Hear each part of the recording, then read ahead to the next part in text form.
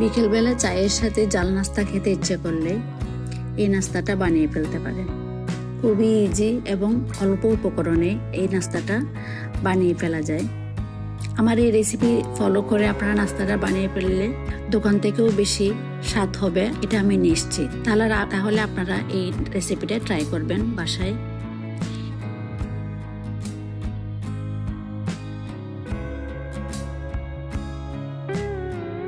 এখন আমি তার জন্য নিয়ে নিচ্ছি, এই রেসিপিটা রেডি করার জন্য নিয়ে নিচ্ছি একটা মিক্সিং বলে 2 কাপের মতো ময়দা, 1 চা চামচ চিনি এবং স্বাদ মতো লবণ, 2 চা চামচের মতো রান্নার তেল। সবগুলা দিয়ে আমি ভালো করে মেখে নিচ্ছি। তার মধ্যে আমি নর্মাল টেম্পারেচারে থাকা আমি পানি দিয়ে অল্প অল্প পানি দিয়ে আমি একটা সফট ডো তৈরি করে নিচ্ছি। খুব বেশি হার্ডও হবে না এবং খুব বেশি নরমও হবে না। দেখেন, আপনারা দেখলেই বুঝতে পারবেন ডোটা কিরকম হয়েছে। 10 মিনিটের জন্য আমি ডোটা রেস্টে রেখে দিয়েছিলাম। এখন আমি আবার ডোটাকে আমি 8 ভাগে ভাগ করে নিচ্ছি, অর্থাৎ 8টা লিচি কেটে নিয়েছি আমি 2 কাপ থেকে।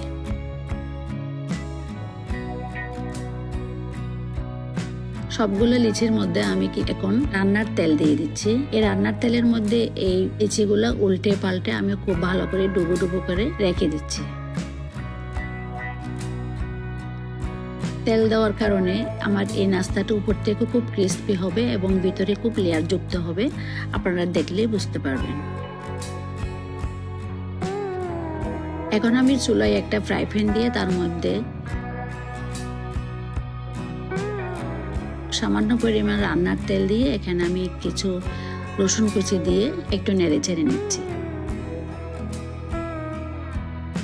এই 2 মিনিটের মতো নেড়ে চেড়ে নিয়ে নিয়েছি। তার মধ্যে আবার দিয়ে দিলাম আমি 1 চা চামচের মতো বাটার এবং সাথে দিয়ে দিলাম 2 চা চামচের মতো ময়দা। এই বাটারের মধ্যে আমি ময়দাটা ভালো করে একটু নেড়ে চেড়ে নিচ্ছি। এভাবে নেড়ে চেড়ে নিচ্ছি যেন কাঁচা ভাবটা চলে যায়।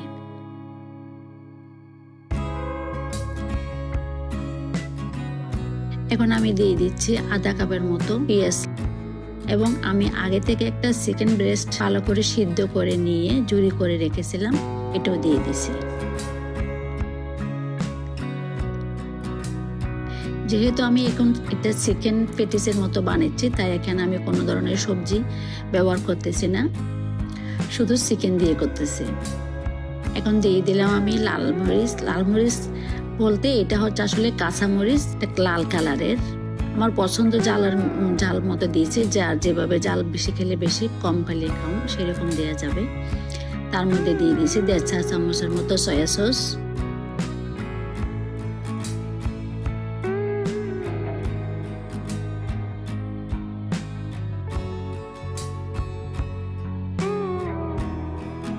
এখন দিয়ে দিলাম আমি কালো গোলমরিচের গুঁড়া 1/2 চা চামচের মতো, আরও দিয়ে দিয়েছি চিলি ফ্লেক্স, ধনেপাতা।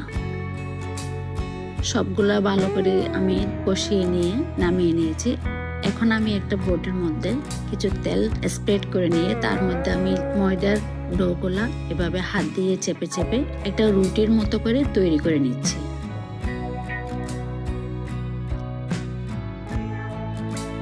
দেখেন, আপনারা দেখলেই বুঝতে পারবেন রুটিটা কত পাতলা করে আমি বড় করে নিয়েছি।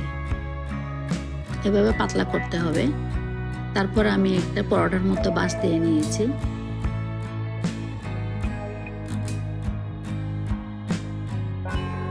এখানে আমি দিয়ে দিলাম যে কিমাটা করে রেখেছি ওইটা, এভাবে বাস দিয়ে নিচ্ছি।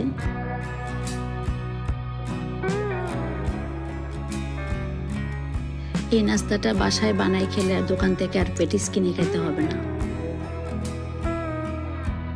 এখন আমি পরোটার অবশিষ্ট অংশটার 2 ভাঁজ করে নিয়েছি। এখন আমি এখানে দিয়ে দিচ্ছি ডিমের লেয়ার দিয়ে দিয়েছি, যেহেতু এই বাসটা যেন খুলে না যায় সেজন্য এই ডিমটা ইউজ করছি। এখানে হয়ে গেল আমার নাস্তাটা। এখন আমি কিছু তেল গরম করে ওখানে আমি সবগুলো নাস্তা এভাবে ভেজে নিচ্ছি। এরকম একটা সুন্দর কালার আসলে আমি নামিয়ে নেব। এভাবে আমার হয়ে গেল পেটিস রেডি। আমার এই রেসিপিটা ভালো লাগলে আমার চ্যানেলটা সাবস্ক্রাইব করবেন, লাইক কমেন্ট করে পাশে থাকবেন। আল্লাহ হাফেজ।